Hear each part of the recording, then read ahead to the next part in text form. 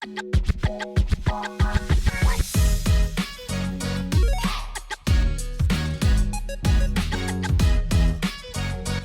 up, everybody, and welcome to the show.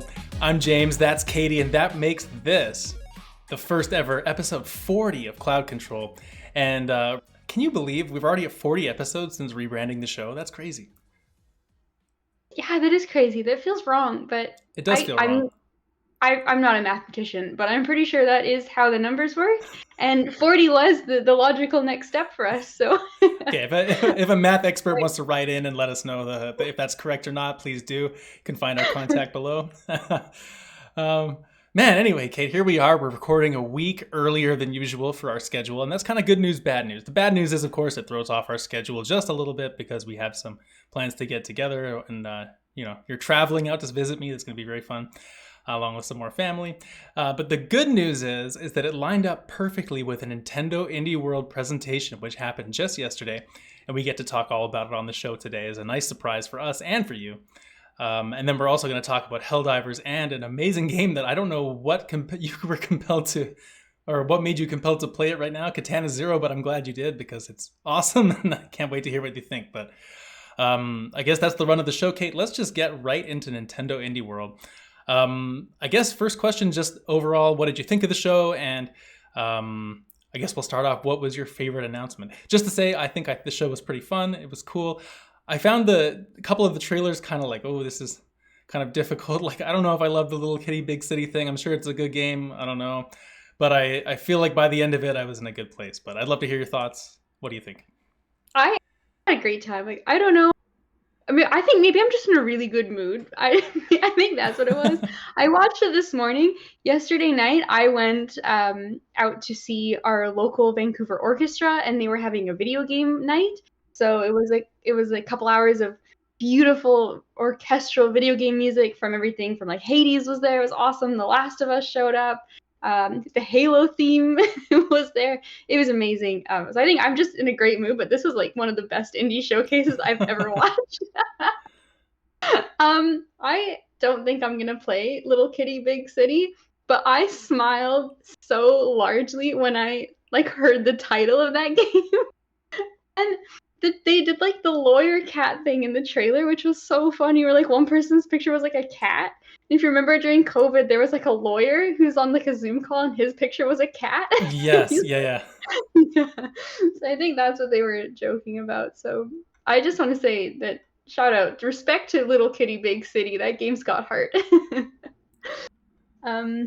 Yeah. Overall though, I think there's a lot of really good games here. Some we've seen before, but I've had kind of on my like keep in my radar kind of list.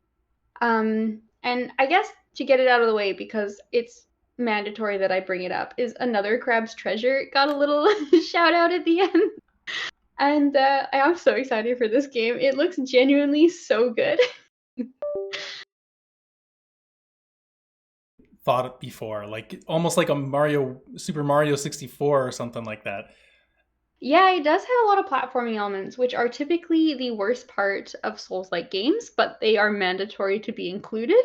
So it's kind of cool to see that this maybe, does something with that mandatory inclusion and makes it actually a mechanic as opposed to precariously falling down pits and trying not to die. Right. But yeah, it just looks fun. How could you hate being a Souls-like crab in what looks like some weird SpongeBob universe? It does have a lot of SpongeBob energy, but it looks Yeah. fun. I'm excited to like see some stuff on it. I don't think I'll play it. I'm gonna play Liza P way before I play that, but it does look cool. And I'm very happy you're finally gonna get to play it soon. Is it day one for you? Well, I think it's going to depend what I'm playing at the time.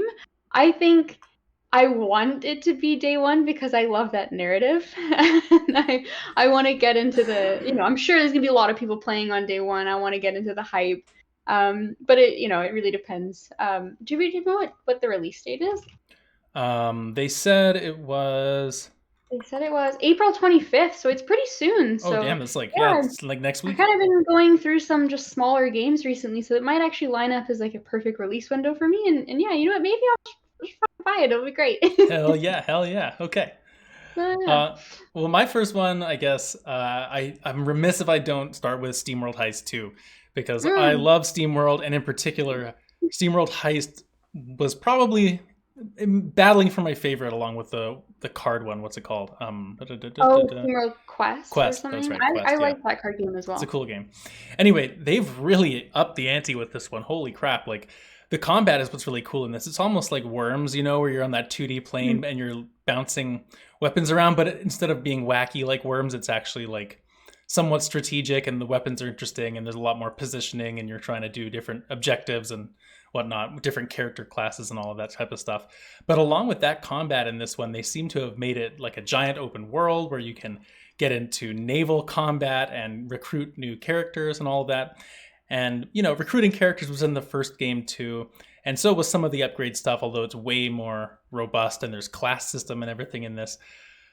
I'm a little conflicted because I love the first game and I'm sure I'm still going to play this one because I pretty much am obligated at this point. But I kind of feel like it's, oh man, I hope they're not biting off more than they can chew.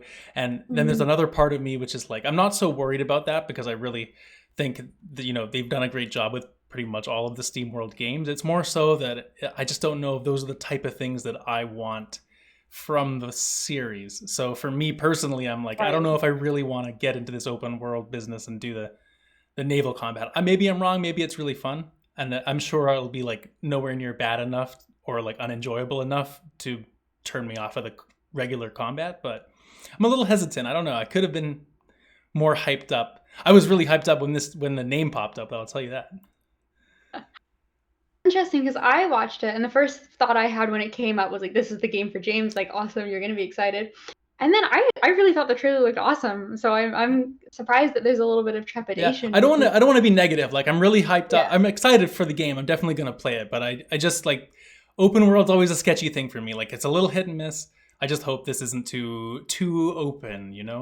right. Yeah, I see what you mean. I kind of took it just from what they showed to be like you kind of have like a world that you go around in and it's less in that world and more just that takes you from set piece to set piece, whereas the combat is. So I Hmm. could be wrong, but that was just the impression I got from the trailer and what they were kind of focusing on showing. So Yeah. No, fair enough. We'll see. I'll hmm let you know when I play the game and I talk about it on here. hmm absolutely. Well, the next game I'll pull out is I think a game we've seen before, but I hadn't seen it in a long time. And that game is Shim. I want to say that's how you Yeah, call it. it looked Yeah, familiar. quite an interesting name. And an But interesting art style too. it does have a very interesting art style. It's kind of like sort of minimalist comic booky and like kind of blocky and very like minimal color palette as well. But this looks really interesting. I think it's kind of like a action puzzle game, I guess is the best way to describe it. But you're a little, I want to say you're a frog, but you're kind of just a blob with eyes, and you traverse through the levels, but you can only go into shadows. And so you see in the trailer they have examples of like someone's walking by and you have to jump in their shadow as they're walking in the right path, and then you jump, you're across the street now and you're behind a sign and behind a building and behind a bench, and you just go through these levels. And I don't think it necessarily looks that difficult, although I'm sure it gets more complex as you play it, but it just looks like a really kind of creative and fun world to Hmm. explore. I'm sure the levels get more and more creative as it goes. So I don't know. I don't know if this what the scope of this game is, but I think it's just really, really neat and creative. I agree. I think it looks really cool. It's the kind of thing that if you were to sit down and play it for even 10 minutes, I'm sure you'd be like, this is a cool game and you're going to want to see it all the way Hmm through. And it's probably going to be just a few hours long. And I bet it'll be like hmm just universally beloved. If it's as fun as it looks in the trailer. I mean, you never know. hmm But it looks really cool and very standout. You notice what it is.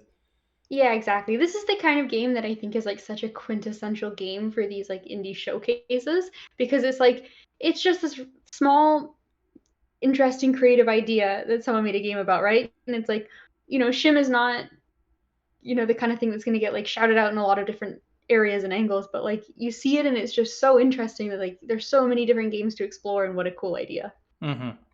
Yeah. And speaking of cool games and cool ideas. How about Refine Self, the personality test game? I have no idea how this game is going to turn out, but I find this so fascinating.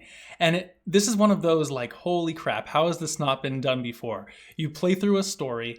The idea is it's got this beautiful pixel art style. It's kind of like, it looks almost like not hand drawn, like hand drawn pixel art. Is that a thing? Like, do you see what I mean? It's just Yeah, so no, you're nicely right. shaded, and the way that the folds of like the characters' clothes and their hair and all that stuff. But anyway, you play through this game and you're an android and you're kind of making decisions along her life. And you, as you go through, you have different impacts on the people and the situations you're in. And then by the time you get to the end, it reveals which of these personalities you are based on your choices. And it's like, are you the samurai and you're just, or are you the justice, or are you the knight, or whoever you are? And I find that so fascinating because in a world where this was a very popular game and people were like playing it honestly, you'd get to know so much about people's, you know, feelings and who they were. I don't know, like that's obviously not the way probably is going to work out, but I just find that concept really cool. And I could see this being one of those games. I think we had it as a listener mail question one time of like, what's a good game to introduce someone to that's never played a video game and what they might enjoy. Mhm. And to this screams that to me because I feel like anyone would be compelled to like play this short game and see what their personality test is. You know, it sounds very cool. Yeah, game as well because well, it caught me originally because it you kind of got this like clockwork wound up like I don't know kind of like robot-y sort of character and sort of the basis in a lot of the questions that I think in situations you're going to end up in are very much the like what does it mean to be human and like Yeah, what is the ethical things humanity and character and like there's a mystery about like her recovering her memories and I am such a sucker for that theming of a game that immediately I'm like I have to play it like I don't care about the personality test like I just want to know like I just want to know what's going on in this story and make some kind of conclusions and but that's what the do we have to thing is say this about it seems humanity. like there's so many different ways it can play out Yeah, that it really is but kind of your story. yeah, and so I that's what initially hooked me, and then when I thought about it after, I'm like, what's a personality test? And then it tells you at the end, and I mean, I don't know, I think that's kind of fun. It's hard to say how accurate this Yeah. will be. I don't think it's necessarily, something that we can really make a lot of judgments No, based of off course it. not, of But course not. I do think it's kind of a fun little addition to the game because there's a lot of games like this where you make choices and then, you get different outcomes, different things happen to the characters, and then that's kind of it. And, sometimes you get in visual novels now a kind of recent trend that's really nice is you get to see what percentage of people pick the same thing you did. And that's kind of an interesting social aspect to it. But it'd be kind of cool to play this and then yeah, finish playing with someone and be like, yeah, I was a monk at the end of it. And they're like, oh, interesting. I was a seamstress. And it's like, what does that mean? And like, I don't know, it's just kind of nice. Like I think that stuff's kind of fun. Like, I don't know. I've done like what kind of toast are you before and you answer the quiz and you're Exactly. like, okay, What does cool. your It's like favorite ketchup brand say about you? yeah, exactly. And like, oh, what kind of like bender would you be if you were an avatar? And you'd be like, okay, come on, come on, come on, airbending, let's go. And then, it doesn't always end up like you think it's going to. But No, it but is that's kind kind of of what's yeah. interesting about this game to me is not so much that it might be a personality test for the player, but it's more interesting to see what kind of person you turn your character into. Because I feel like Yes. there'll be enough choices and nodes along the way where you'll make enough variety where you actually won't go in kind of knowing what you're already going to be resulting in. Like I hope it's Mhm. complicated enough to kind of surprise you at the end. Yeah, I hope so too, and especially if it's one of those games where the choices are a bit more meaningful than like be nice, be mean, or be non-committal as the three options. And I think like a lot of visual novel kind of games have really gotten past that, like, sort of The Mass Effect bland. problem. Yeah, I think so. I think we're well past that, so I don't expect that of this game anymore. Especially when it's kind of got this additional element to it. But yeah, I agree. I think of the showcase, this is the game that stood out to me the most, Mhm. especially because it is, as far as I know, a completely new reveal. Yeah, me too. I think it's brand new. Hmm. Damn. Well, I mean, that was my next shout out. That was Oh, actually my was it? save till the end shout Oh, out. damn! I'm so Honestly. sorry. So, no, no, that's okay. There are so many other games in this list. It's really cool. I want to shout out, and this is one you probably wrote down too, but there's a Ninja Turtles roguelike, Oh, which actually looks really, really fun. Teenage Mutant Ninja Turtles Splintered Fate, and I think this is the first time we've seen it as well. No, this is And this is a Apple Arcade game. is it? Oh, I wasn't familiar with it before. This is the first Hmm. time I've seen it, and I thought it looked really cool. It's co-op, and it's a roguelike, and you pick your different turtles, and they seem to have like skill trees and different like passives you can equip, so there's some customization. And stop me if it's not actually good, because it looked really cool in the trailer. Well, like it's interesting. I kind of got the impression that it's sort of, and I don't know. I think it was when the Nickelodeon brand was like above the Ninja Turtles, but I kind of Yeah, just got the vibe looking, the it's kind of like, let's make a roguelike, and which property are we going to skin on top of it? Like, mm, I don't, it comes down to like how specific are the power-ups, or is it just like, oh, your strength is higher now, versus something in the Turtles lore mm, that maybe like Raph had a weapon in a certain comic that they're bringing back to like yeah. give him a boon or something, versus like now his speed is higher, or they all get like the same rush attack, which is nondescript for all of them, or something like that. I don't know, like I think it's a little bit less. I don't know. I'm not an expert on it, obviously, but I don't know. It's not a That is Hades or reasonable. anything. Not a Hades competitor. Let's just say. That's fair. And I think like just looking at the trailer, I wasn't expecting that kind of Yeah. thing. I was kind of thinking more of like a Castle Crashers kind of style game that's got a little bit more replayability to it than the original Castle Crashers. And so I kind of picture this like couch co-op, fun, do some runs, cool Ninja Yeah. Yeah. Turtle stuff. Yeah. I think that's about what it And is. I think that's about what it yeah, is. it's not a bad time. Yeah. And Ninja Turtles are making a comeback right now, though. They Ever since they are. were in Fortnite and they had those movies, and now they're here. Everyone loves the Hmm. Turtles. They're universally beloved. Every generation, great characters. Hmm. Okay, here's one for you. I know you're going to want to talk about it as well. What about Anton Blast? This is just Wario Land 4, but revved up and crazy. I like, the Yes. second this character comes on stage, there's just something about him that is so Wario, his big mouth and the way that he kind of moves, like he flexes his arm. Hmm. It's very Wario. And this game really is like Wario Land 4. You're traversing through platforming levels, light puzzling, you're collecting items, and wacky things are kind of happening. And then when you get to the end of the level, you have to run back through it in reverse because of some reason. I think there's like lava that chases you in this game because whatever reason, because you're in hell. And I think this looks really cool. It's a game that hasn't really been mimicked before, Wario Land 4, to my knowledge, or has it once? You have missed a big keystone moment, and you're gonna feel silly in a second. Pizza Tower. Pizza Do you remember Tower. Pizza Tower? I don't know. This might be a blank spot. Okay, so Pizza Tower I think came out last year. I think it got even nominated at the Game Awards for indie title, and it was a really big popular game. So Pizza Tower is Wario Land. Gotcha. Okay, That I'm is looking it up now. that that's the rip. But I think what I think is interesting is I think Anton Blast is a rip on Pizza Tower, which was a rip on Okay, Wario Land. fair But enough. because those games are so old, and when was the last time anyone played one of the Wario games, right? Like they're so old, like Nintendo's dropped that line of games for forever. Maybe they'll come back after this. Who knows? Maybe it'll be like a cyclical thing where after Anton Anton Blast Blast they'll will be get such back a on hit it. success that Wario Land will make a comeback. Maybe, right? Like you never know. Nintendo might see the sales. Pizza Tower was nominated at the Game Awards. It did incredibly well. People loved it. They're like, this is one of the best indie games ever made. And it's just a new version of Wario. And so Anton Blast Oh, fair enough. is now, I guess you could say by extension it's maybe Sure. Wario, Yeah. but Yeah. Okay. Yeah. Fair enough. What I think this game does cool, and I don't know if Pizza Tower does it as well, but I just love the speed that this game moves with. Wario Land can sometimes Mhm. be kind of more methodical and puzzly, and you can almost get stuck in like a room for a little bit, just trying to figure out what you're doing and kind of vertically Mhm. climbing. Whereas this game looks a lot more almost like a Sonic in a way, like you're kind of speeding to the Yeah. side and you're either jumping It's got like platforms a or. more like a hectic like arcade kind of feel to it. Like Hmm. I think one of the things that Pizza Tower did that I'm sure this game is emulating was there was a lot of like speed running stuff for the game as well because it's so hectic and fast paced. And so a big part of the game was like playing the levels, but then replaying the levels to get that like perfect score on them.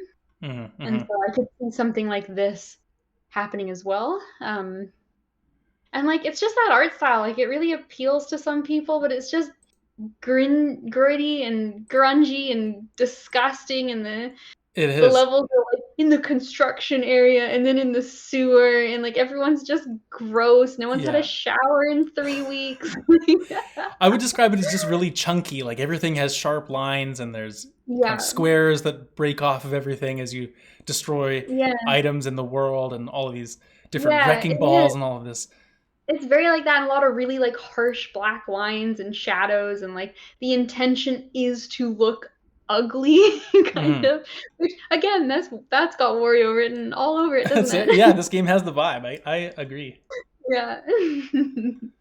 That is a cool shout out though. Like it is kind of a you know they're obviously inspired, but there definitely is like room for these style of games, and I think they do look really fun to play. Like the kind of perfectionist speedrunning element of it doesn't appeal to me so much, but just to run through the levels the first couple of times as like an arcadey kind of like fast-paced game does look really fun. Mm-hmm. Mm-hmm. Um, well, I think I've got one more to shout out. And this is a game I really don't know what it's going to be like. But I just really like the vibe of the trailer. And I think we've had a trailer from it before, and I don't think I've actually learned much more in this second trailer. But maybe sometimes that's a good thing. And that's Lorelei and the Laser Eyes. Right. And this is the horror game from the show. So you have at least one. Horror games are cool again, and that's awesome. But it's just this like creepy, unsettling kind of environment, and they really don't give you much insight into what the game's gonna be like. I think there's gonna be some like puzzles and like riddles to solve as you go through the levels. It doesn't look like there's really any combat. It looks like more like like puzzle solving your way through levels, but it's in this really creepy like hotel, and it's black and white, but then sometimes there's red, and then sometimes you're just walking in the level, and then it gets distorted, and there's like 15 versions of you, and it just plays with geometry in really weird and interesting ways, and it just Yeah. looks like you slowly go a little bit insane as you play. um and I really like that. I think the trailer, I don't know, maybe it's just a really, really well shot trailer, but I think the trailer gets less like coherent as it goes along, and it starts to make less sense as to what you actually do in the game. And I think that's like perfect for this kind of a game because it has really hooked me into that like what is happening, what's going on, like it's creepy, disturbing, unsettling. I love the vibe, and like I'm really, really looking forward to this game, and the more I think about it, the more I genuinely want to play it. Yeah, I agree. I honestly I found this game pretty compelling too. And Mhm. like you, I really don't have any idea what it's about. Maybe there's some article out there where there's some more details, but after having just seen the trailer, I'm not sure. But I do have the perfect amalgamation of two games that this inspired in my mind. And I love these Perfect. comparisons, so let's go for it. This is a great mix of like 999, 9 hours, nine persons, Mhm. nine doors, the visual novel. It's really like this game in terms of when you're solving the puzzles. Like you'll just have a Mhm. padlock on your screen and the numbers move. There's no like character holding it. There's nothing else. It's like Phoenix Yeah. Wright almost, or like one of those visual novels. And the other one is Control, with the creepy kind of Mm. little, is it supernatural, is it not, are people crazy, are they not, is that really there, is that thing possessed, like what is it? It's very Mhm. much that vibe as well. And yeah, I think this is a very fascinating looking game. I don't know if I've ever seen anything that looks quite like it. Yeah, those are good comparisons. I think it's like those things plus horror because I mean Control's a little spooky, but Control it's is not. scary. Control is Is it quite scary? well, Oh, I I played mean the it's first little it's bit. psychologically scary, Yeah. Okay. I would say. And that's fair. I think this, I mean, who's to say? I don't think this looks like a kind of like cheap jump scary kind of game, but it's definitely like meant to make you uncomfortable. But yeah, like I don't know. This is the kind of game I want to play it, but like it has so much potential in the trailer, and then I hope the game lives up to it. But also that's kind of the point is that like you have to go in. blind and not really knowing what's Mm-hmm. going to happen. So Well, true. it's And either going to be like an Inscription kind of experience where like this blew my mind and like it was everything I didn't know I needed, or it's going to be like, okay, that was another horror game. yeah, at least it looks like at very least you'll get some good sort of logic puzzles out of it and stuff like Mm-hmm. that, which are those are always fun. Mm-hmm. Um, Agreed. so yeah, I'll have one more to shout out as well, and it couldn't have a more different vibe than Lorelei, which is Europa. I think we've seen this game once before as well, but this game just really sucked me in. I wasn't expecting to really be into it, but the more I watched the trailer, I was just like, man, these environments are actually really interesting, and something about the architecture. I know it's obviously kind of going for that Zelda sort of exploration, open kind of space thing, but it really also reminds me of Dragon Ball with sort of those floating islands and the circular kind of sphere buildings, and just there's a Dragon Ball energy. Even the character's hair and like his little jacket, Mm-hmm. it's very Dragon Ball, and that little device on his back, I guess, is like a jetpack, and I'm assuming you level it up, and there's some light kind of platforming you see in the trailer, and just the Mm-hmm. variety of things and environments you seem to get to interact with. It just seems like such a peaceful game, almost like a journey type of thing where you're just kind of traversing around, seeing what you find, and I think I could be really in for that, depending what this game turns out to be. I don't know, but something about it's really cool. Like if this comes to Game Pass, for example, I'd be like, I'm downloading this and playing it right now because it looks cozy. Like I'm quite into this game too. I made another note of this one on my list. I'm like, yeah, it just looks good. Like you're right, it's that cozy vibes. Like I think the soundtrack sounds really fantastic. They kind of had this like really kind of like almost like magical, like kind of, but also like soft, kind of fluty sort of music going on. Yeah, yeah. Music literacy could be higher. I love music, but I don't always know how to describe it. But I just really like the tone that's struck for the atmosphere, and like it's kind of got this sense of wonder. And yeah, I think you're right. Breath of the Wild is a really good kind of comparison. But it seems like this is more just like exploring, solving some puzzles, Yeah, I don't think and there's any finding. combat from. I I would don't. be Yeah, I don't surprised if think there was there's any combat in this combat, game, judging by what we and saw. it looks less to me like big open world and more kind of like you sort of have like a destination you're going towards, but you do have these like vast areas to explore, which I also think I appreciate. And yeah, like you said, this is a cool Game Pass game. This is definitely one to kind of keep an eye on, and it has a lot of potential. I love the art. I love the design. Like just some of the backdrops look so incredibly nice in this game, and like the waterfalls. Like, it's cute. It's Hmm. cozy. Yeah. Agreed. It's not often you can say like a game with pretty big environments like that is cute and cozy, but it is. There's a Yeah. that kind of nature to it. Okay, well I guess that's the indie world for us. There's a few more games in there I'm sure we would talk about, but we only have so much time. So yeah, let's move along, Kate. I want to tell you about Helldivers because this is a game that's kind of been the 1B to Fortnite is the 1A with me and my friends online recently, and we kind of bought it on a whim, and man, this game is so much fun. Total kind of hit, comes out of nowhere every once in a while. You get into a game that you just never expected to play, and that's totally me with Helldivers. So it's a kind of a third-person shooter on its surface, and you can do 1 to 4 player co-op, and it's all online. And you're kind of this group of 4 mercenaries. You're called Helldivers, and you have a bunch of different weapons you can call down. They're called what are they called? Damn it, I forget. Diver itself is already like Well, metal as hell, stratagems. so Sorry, I they're called love it. stratagems. There we go. Yeah, you call them down. They're like airstrikes or different weapons. You can call them like a sniper rifle for yourself. It'll show up in a pod from the sky, and you can kind of customize your loadout with all these different things, and that's how you sort of create your class. There is no class system in the game per se.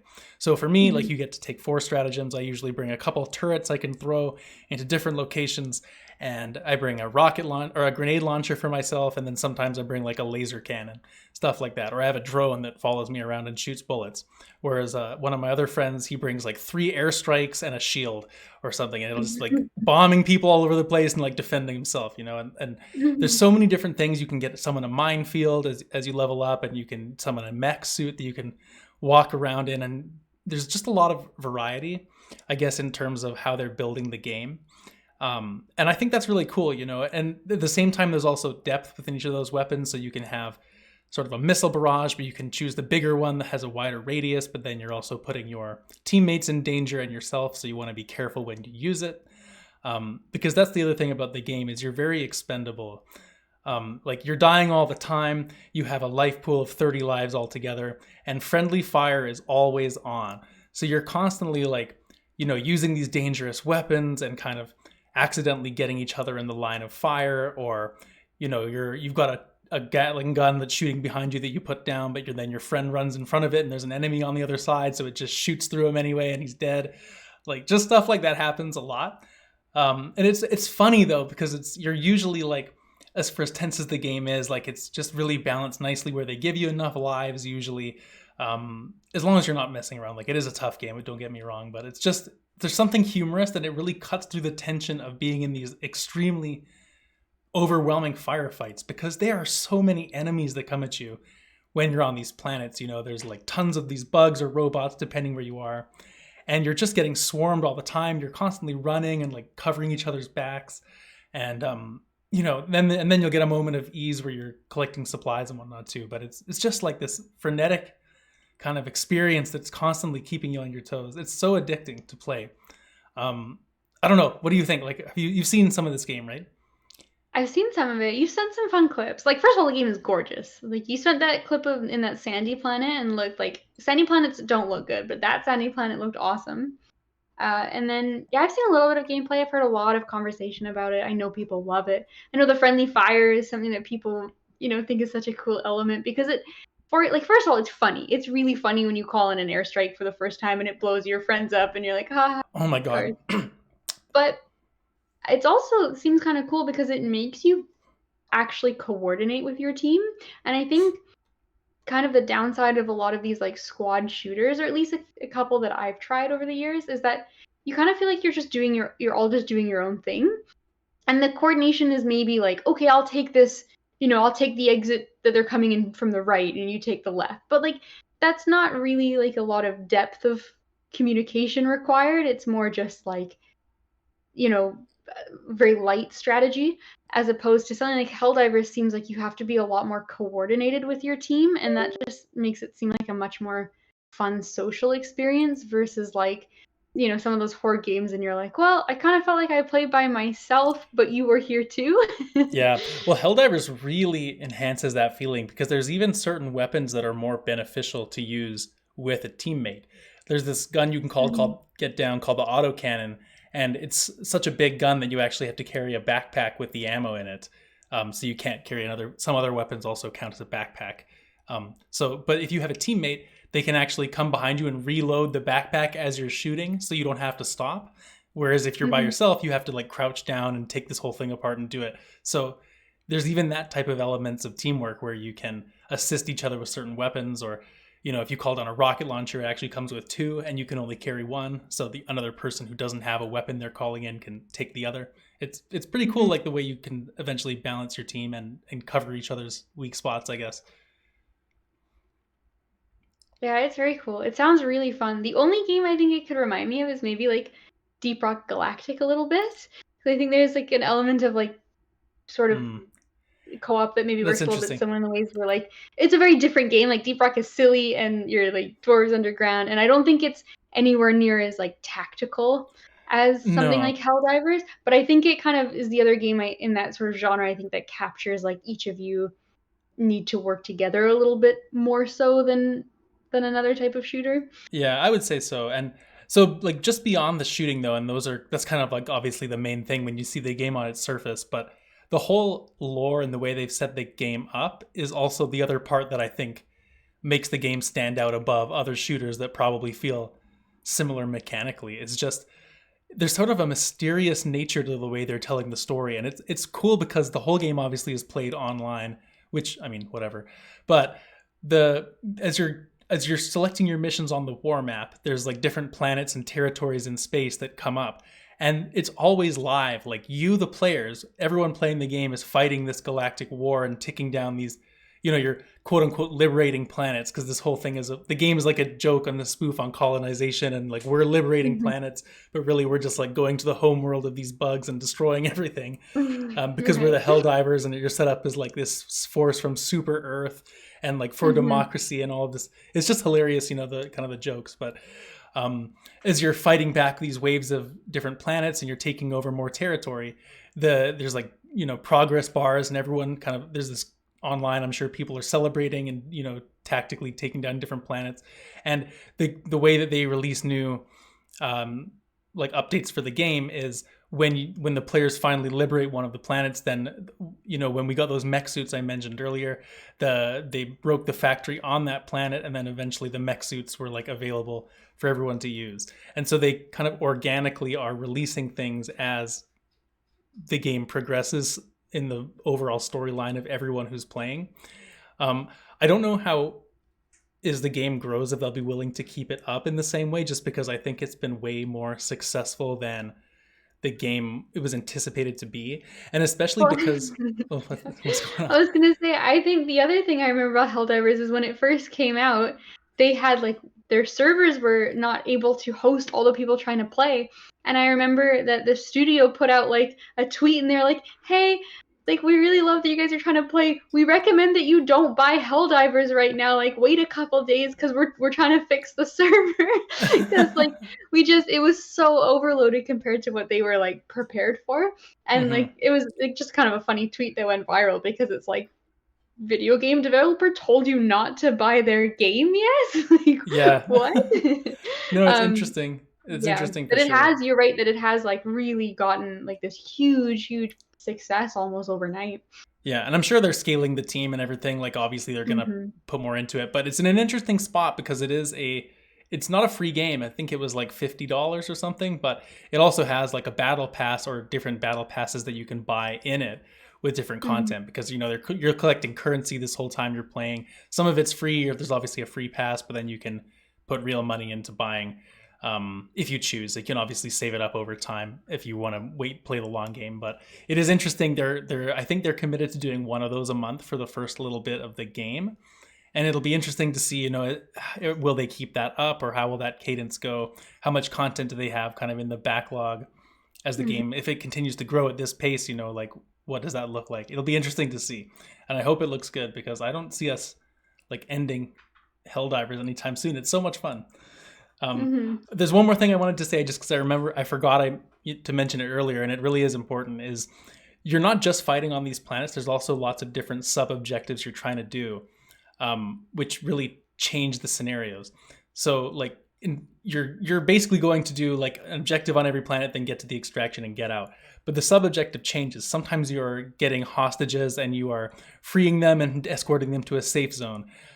They can also be killed by all your fire. So like, don't shoot them, or you have to go rescue more. There's Right, of and course. you know it can sometimes be a nightmare, but that's really fun. Sometimes you're like arranging a radar dish, or you're destroying some kind of communication tower that they have.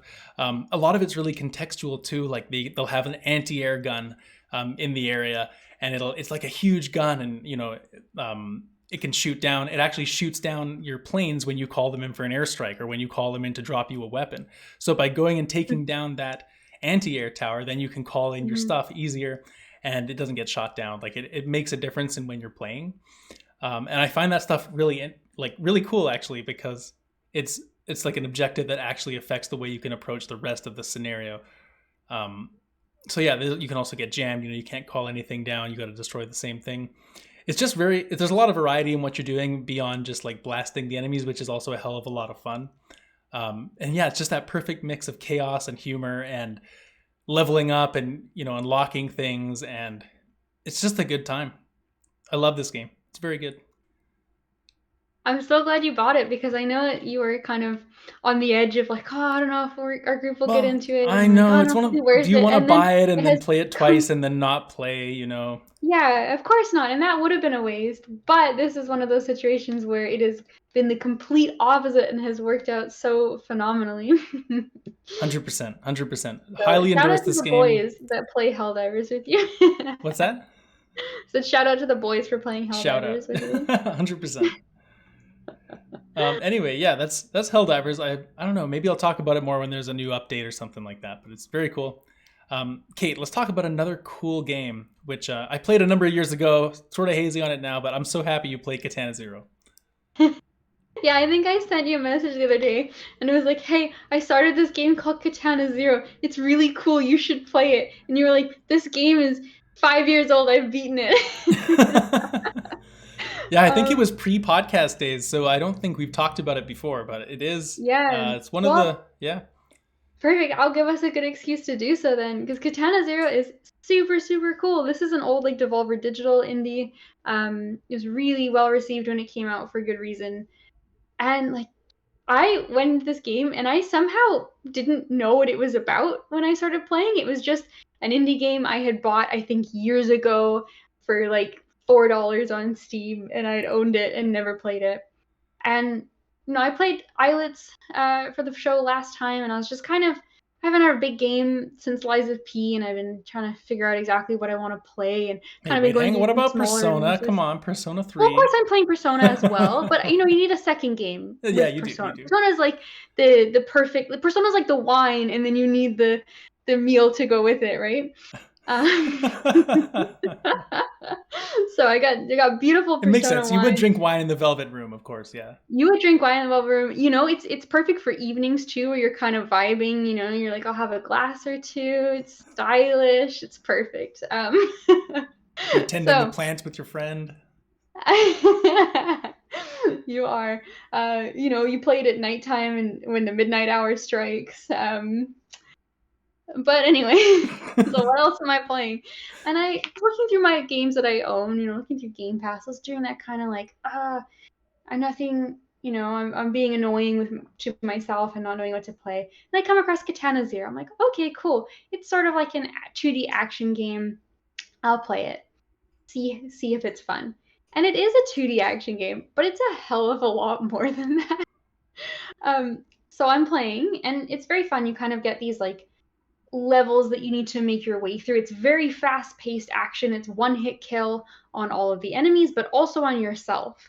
And so the idea is that you start the level and you go through it and you have a dodge and you can slow time down to make certain sections easier. And there's things you can pick up and throw. And you basically need to kill all the enemies in the level before you get hit by anything, whether that's a guy runs up and punches you, or they have a gun that they'll shoot you with, whereas of course you are a cool samurai, and thus the katana, and you can deflect bullets back if you kind of slow it down to get the timing, Your or you could personality kind was samurai when you played Life, of whatever that game was in the indie world.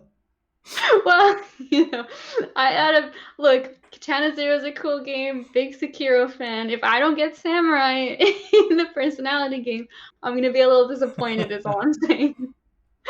um, but yeah, so anyway, the combat of Katana Zero is really fun. But I think it's the framing that really elevates this game, because otherwise it's just a fun arcade game that you'd play, have a good time with, and then kind of call it a day.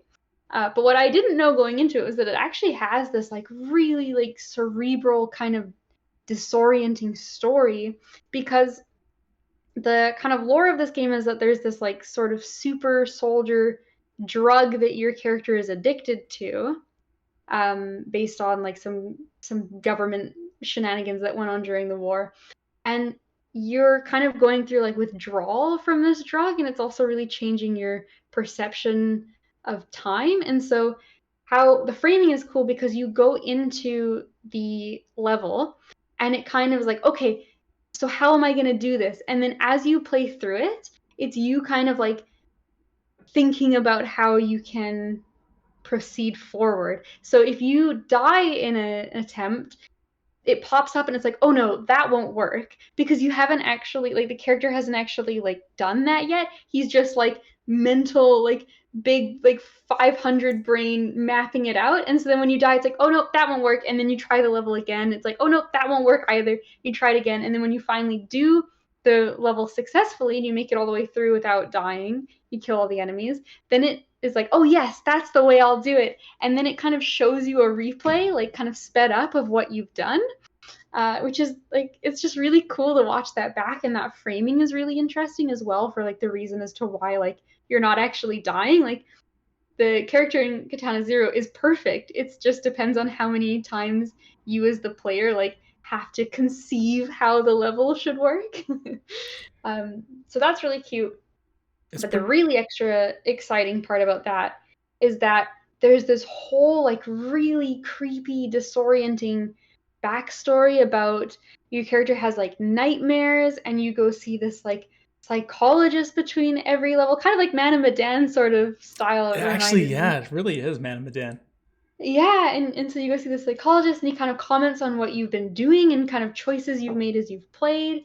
And then there's dialogue options as well of how you want to respond to this person, whether or not like, you kind of start to trust him a bit less as the game goes on. And this is the kind of area I don't want to spoil too much, but you kind of are unpacking like your backstory and what this nightmare you're having is about.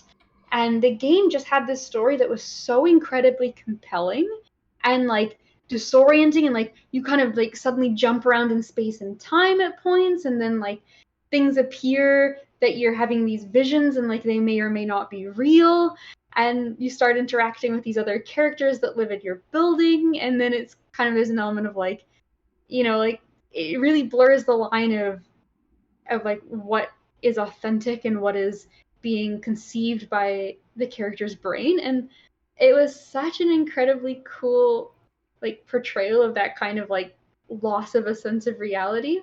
And I had signed up for what I thought was just going to be a fun arcade action game. So I felt almost like Inscription levels of like what is happening when the game started getting weird, because I don't know, maybe that was included in the trailers and it wasn't a huge surprise, but for me it was, and it ended up making this like really like exciting experience of like this is not at all what I thought it was going to be, but like I'm so intrigued to see what happens next. It definitely has that quality to it. Mm-hmm. Yeah, it's a very impressive game.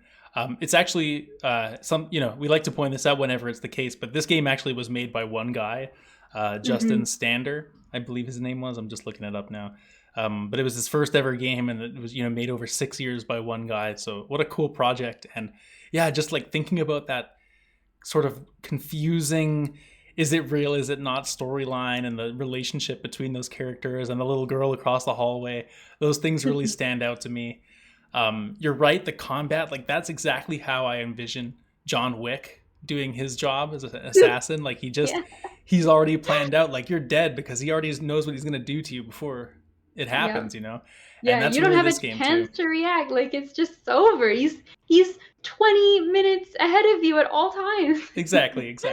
But it is Yeah. very cool, and I know there's room kind of for interpretation or different ways to complete certain levels. So, not that Mm-hmm. it's necessarily a super unique thing, but I think it's really interesting that when the game makes you feel smart for maybe, oh, I found a different way to do this than the game intended for me to do it, even though obviously it's a completely valid route. Like that is always a cool feeling. Yeah. And then Or sometimes it makes you feel a little silly when you died 12 times doing something and then you realize there was an easier way you could have done it. 100%, yeah, Yep.